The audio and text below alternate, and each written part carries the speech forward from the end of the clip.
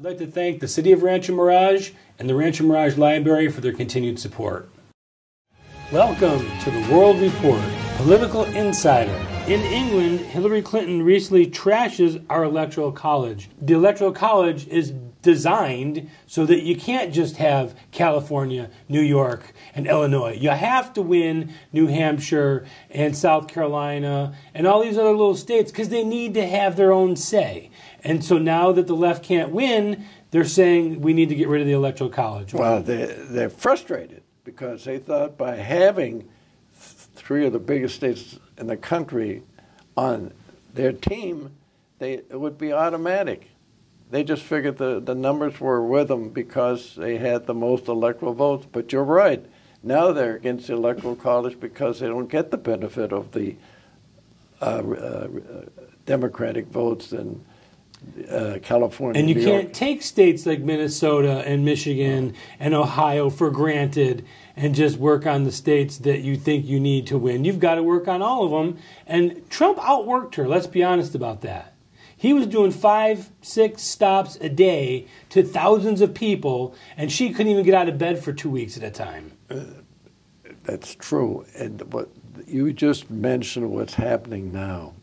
You know, he goes to South Carolina for a rally.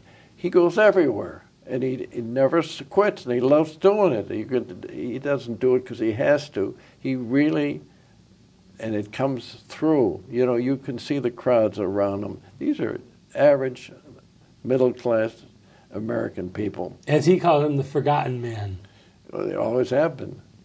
The only time they don't forget about him is when... Time to vote. Election, exactly. That's why I think the fact that poll of 51-36% think that Trump is doing a great job with the economy. It's very significant, much more important than any of the other polls. 51% of anything that Donald Trump could get right now is a stand-up, huge accomplishment. It probably means more. Yeah, I'm sure it does, because he doesn't get the credit that he's supposed to get, and he doesn't get the numbers that he should be getting. You know, the people that vote Republican or the conservatives are decent people, and I'm not just saying this because I'm a partisan, but because we think there's a certain limit to what you can say in insulting somebody else.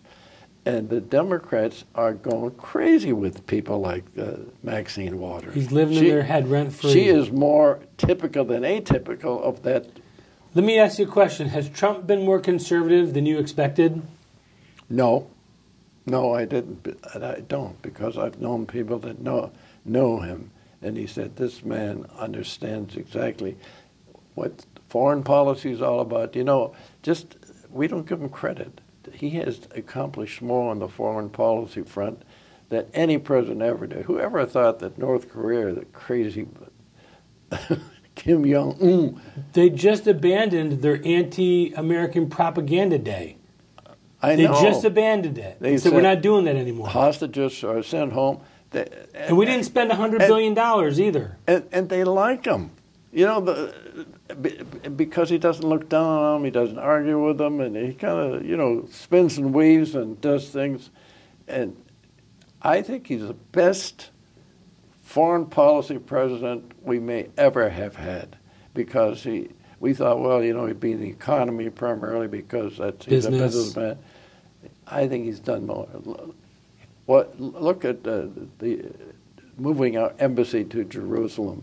Every president, the last... Talks about it. Oh, they saw, yeah, we'll do it. Campaigns on it. And he had the guts to do it. And it's not only that... And let me ask you a question. When's the last time you heard an ISIS headline of burning someone in a cage or throwing someone off a building or invading a country? It's been months. Yeah, but that's because the media is so leftist in this country. But my point is that you're not hearing about ISIS success because they don't have any anymore. Oh, I see what you mean. That's another foreign policy success. Yeah, that's quiet success because he didn't make a big deal about it. But he's, you know, he's going to meeting Kim Jong-un in Singapore. He's friendly with the head of China.